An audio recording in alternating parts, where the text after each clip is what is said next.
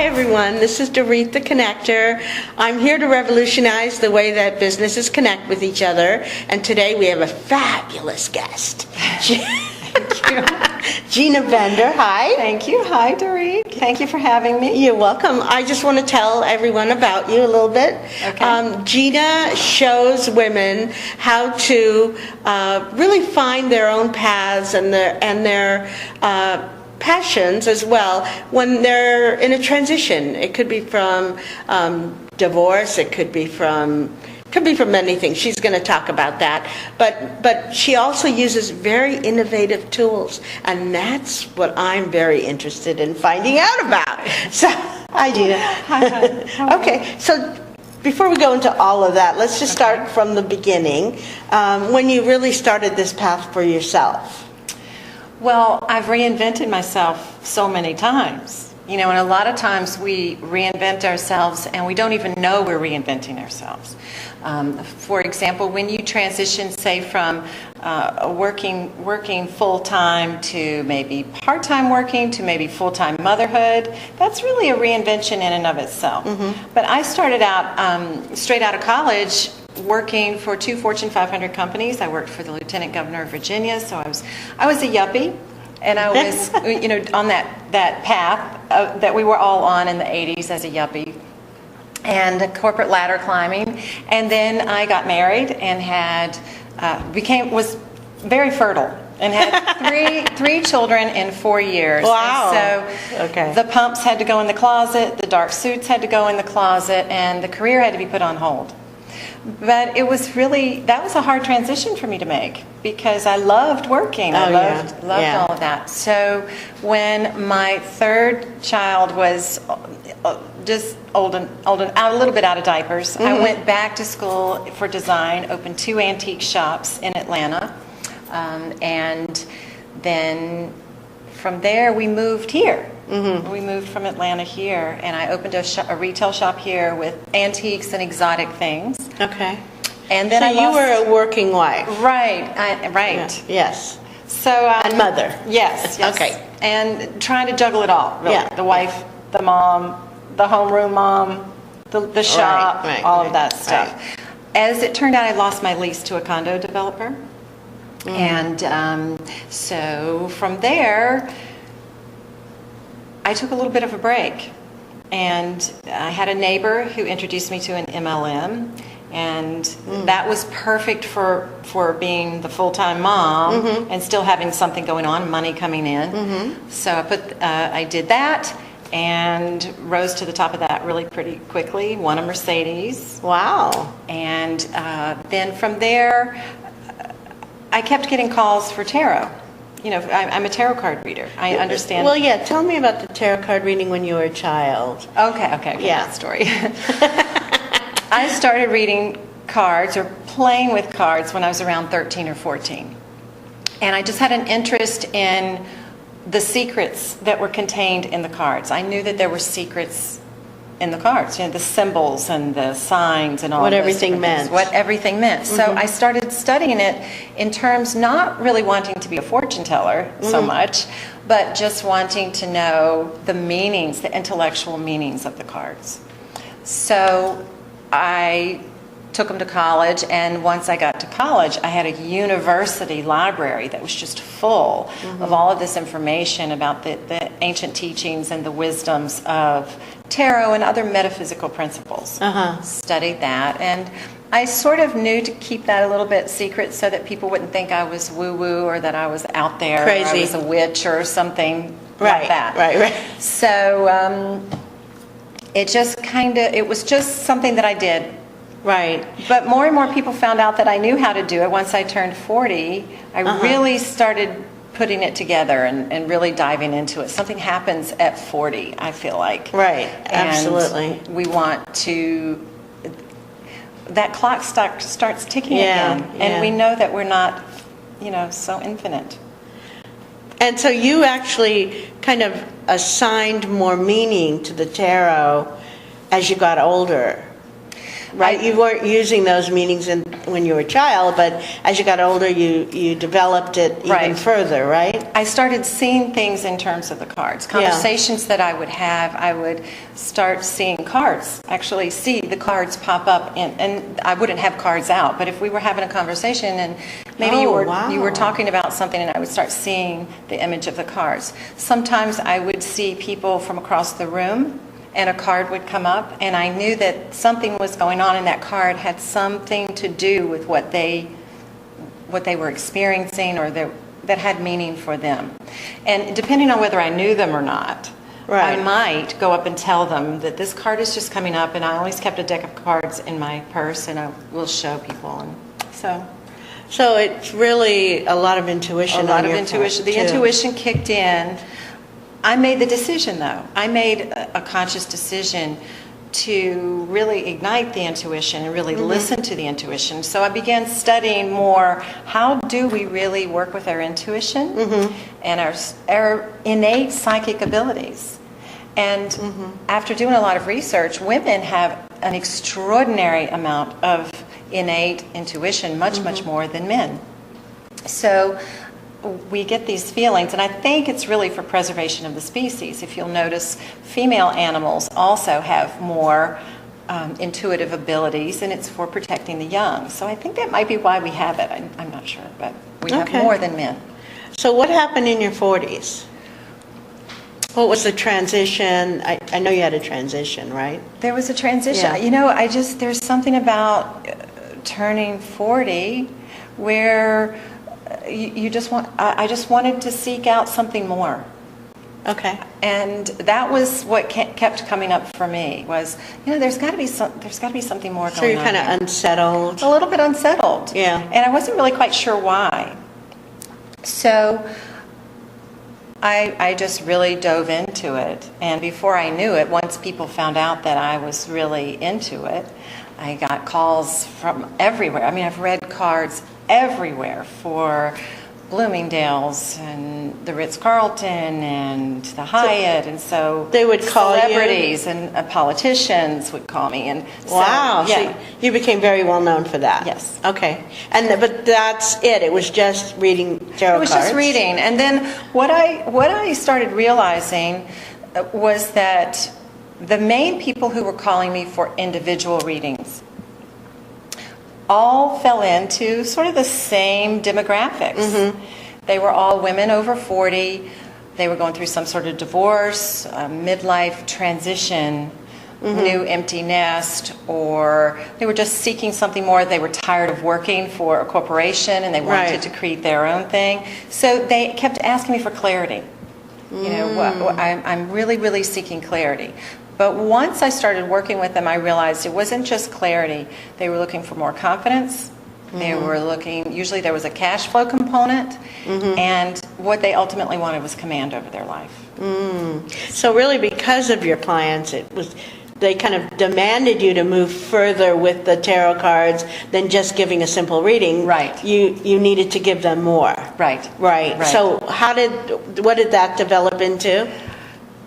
I started researching what happens to women when they are going through a midlife transition. Literally, what's happening when you're experiencing one of those transitions and then to top that off, you've got menopause that comes on. And so I really just started researching, and then I tried to figure out, well, how can I move them through a process? I wanted a program to really help them more than just saying, okay, let's just sit down and read your cards. It wasn't enough. So after a lot of research and a lot of paying attention to how women were being guided to get through a midlife, I don't want to say crisis, but sometimes it felt like that for them. I know that, but it's more like a transition. It's just a natural transition. Yeah. Now, were you going through the same thing at the same time? I was, yeah. Ah, okay. I have 6 children. Only 6? Only 6. I have 6 children. And so 3 are my own and 3 I foster, and they were all leaving the nest. So I was trying to decide, okay, now I'm not going to be needed at home so much. I'll have more time to do what I want to do. It's sort of like I became a little bit selfish. I call it necessary selfishness, where you can sort of take a look within and say, okay, what's going to make me happy? What do I need to do? You are making yourself the priority. Yes. Which is very hard for women It's to very do. hard. It's very hard. How did you transition into that? Were there daily things you said, I'm going to start doing? Yes, you're right. I developed a practice. And I started working, really, really being quiet, be getting into the silence, really, and listening to my guidance. So I started journaling. I started really, really kind of going through a process of how do I connect with my higher self to give me the guidance to move in this process of creating something that will not just benefit me, but also women going through the same things that I'm going through. How did you get that consciousness? What I mean is, you just talked about communicating with your higher self. What does that look like in the real world? What were the actions that you took to do that? Is that meditation? It was meditation. It was spending a lot of time in nature. Because nature is effortless. Trees are trees, birds are birds. It doesn't have to be hard. It doesn't have to be a struggle. But we think that it does. We're taught hard work, strife, and all of these things, pain. Right. But it doesn't really have to be. So it was a lot of spending time really centering and grounding and connecting. So in my program, the Reinvention Studio, I take people through a process of divining, desiring, deciding, and doing. Okay. We're going to be right back with Gina Bender. Humans, you are in grave danger. I am Optimus Prime. I must warn you that at this very moment, the Decepticons are mobilizing to take over Orlando. Their plan is to destroy the human race. They will ravage your planet like they did our own, until it is consumed with death. But hope is not lost.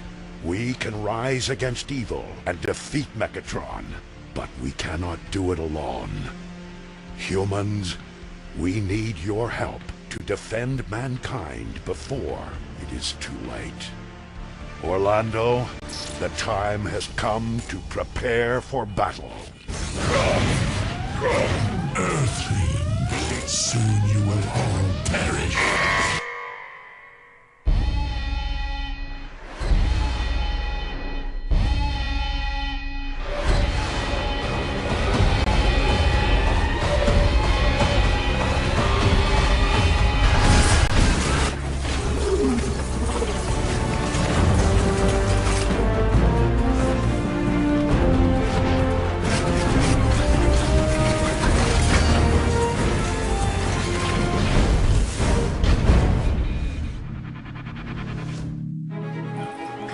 Television.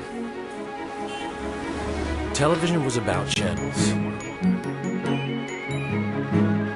Black and white, then color. Then came the internet. It had everything, but it was pixelated and on small screen. A table for one. Now, there is television redefined.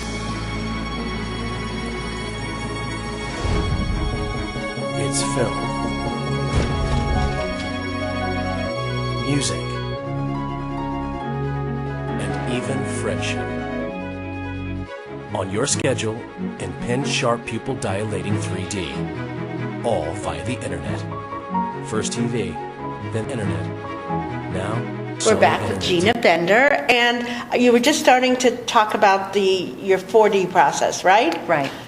Go ahead and give those tests. Well, one of the things that I figured out and researched was where are the areas where women really are having the most problems moving themselves forward, stepping into their power and moving themselves forward. Okay. So I want to, and again, this came from working with people in transformational tarot. It's not fortune-telling tarot. It's what is being revealed to you here, and how do we move you? How do we move you through a transformative process? So what happened was I realized that women, that there are really 4 steps that help women move themselves forward. Okay. Divining is the first one, desiring, deciding, and doing.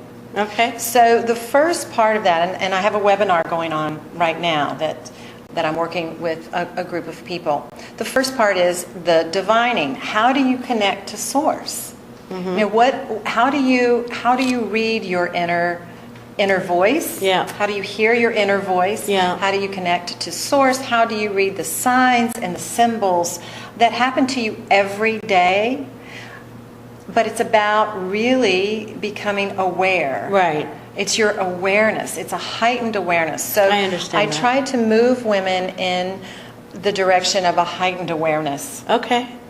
through divining. So they definitely have to be open. They do have to be open, Yeah. and they have to understand spiritual connection. I don't care what religion anyone has. Right. It's really just all about your spiritual connection. How connected you feel to your higher self, God, spirit, whatever you want to call it. Okay. It doesn't matter. It's all the same. It's all the Okay. same energy. Yep. So from divining, which is feminine energy, feminine energy is very swirly and it's very creative.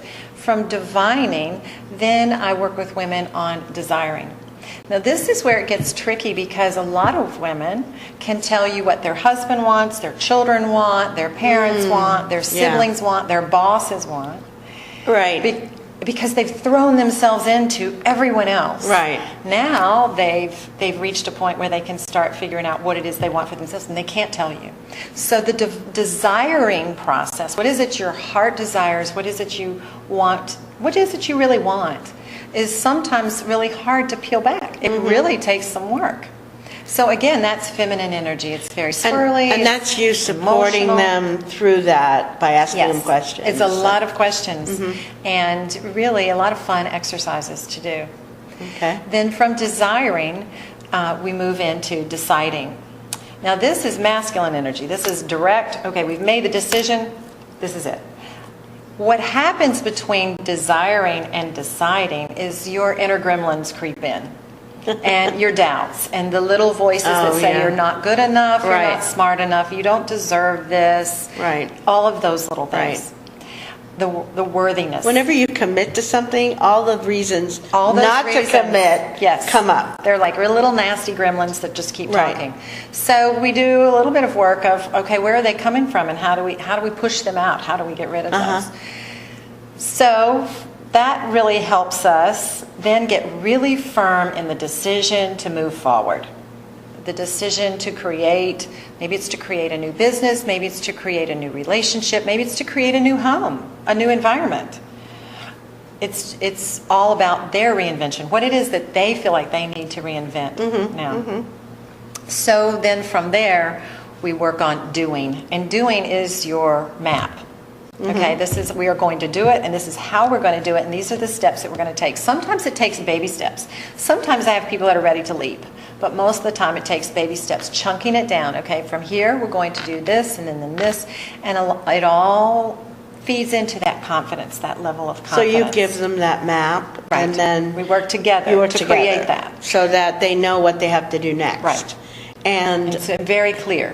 so if they see something that you say and they're not ready to do that, then you chunk it down further. Is that what happens? It's chunking it down further. Okay, good. And there's a lot of mind mapping too. So between deciding and doing, we do a mind map. And what is that? A mind map is where you just throw out all of the ideas of how this might work and what we need to do and what are all the components that are going to go into making what you desire actually happen, doing the work to make it happen. Okay. So that's the whole part of the Reinvention Studio. And this is, you have a VIP day. I have correct? a VIP day. And this is part of that VIP day? Right.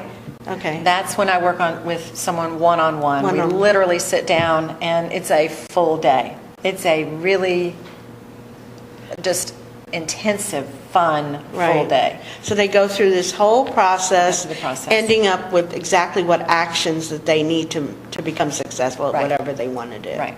Fantastic. Yes, so fun. And then I also do a webinar called The Divine Art of Reinvention. I'm working on a book called The Divine Art of Reinvention, which I hope will be out in early 2014. Great, great. I also have a coaching program that's 6 months. Oh, tell me And about so, that. Well, that is every month we would meet or talk for an hour. Uh-huh. And Is that one-on-one also? one-on-one? Okay. And then we would meet on the phone twice in addition to that first hour-long meeting. Mm-hmm. Because it really takes a while. And the first meeting that I have with someone is actually longer. It's more like 2 hours. Because there's a lot that you have to get to know each other, and there's a lot that you have to, sort of exchange. Yeah. And, really get a feeling for where someone's going. What kind of women come? Is this all still about transition and moving from marriage to divorce, or no job to job, or it's still that group of women? It's still, they're generally over 40. Mm-hmm. I would say between 40 and 65, although I worked with someone who was 70. And oh, wonderful. It was so fun. Yeah. She was great, and she really had a lot of energy, and she was not ready to be retired. She was just not having a bit of that. So that was a lot of fun. So she reinvented herself. She reinvented herself. Right. And that is what I created the Reinvention Studio, because people want, it's really a reinvention process, and I named it Studio because it's a creative process. Mm-hmm. There's the whole reinvention, the whole moving away from what was, what they want to let go of. They want to reinvent something brand new, and there's a creative process to that. So Studio. That brings up something for me. What aren't there some other tools that you use on that day to get them to the right points? Like art, isn't art one of Yes, them? art journaling. Uh-huh.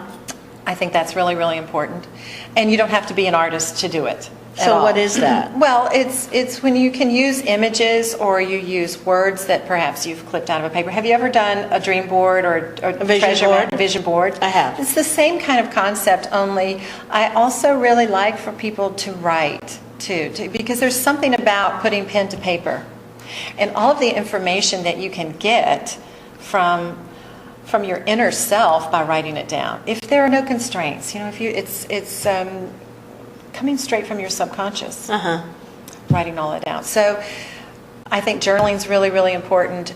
Having something creative to do sort of makes that monkey chatter stop for a little bit. When you're in the zone creating something, I don't care if it's baking. Right. I don't care if it's knitting. Right. I don't care if you are painting or whatever. I used to sew when my children were younger, and I remember really, really getting in the zone, just sewing, and my mind would just clear out. That monkey chatter would just totally clear out. And that's when I was so creative. I had really, really great creative energy. And that's what I want people to have, is just to feel that creative energy and feel powerful to create what it is that they want for themselves. So can they come to you with an idea to bake something, or Sure. anything like that? Whatever that is that they want to create, yes.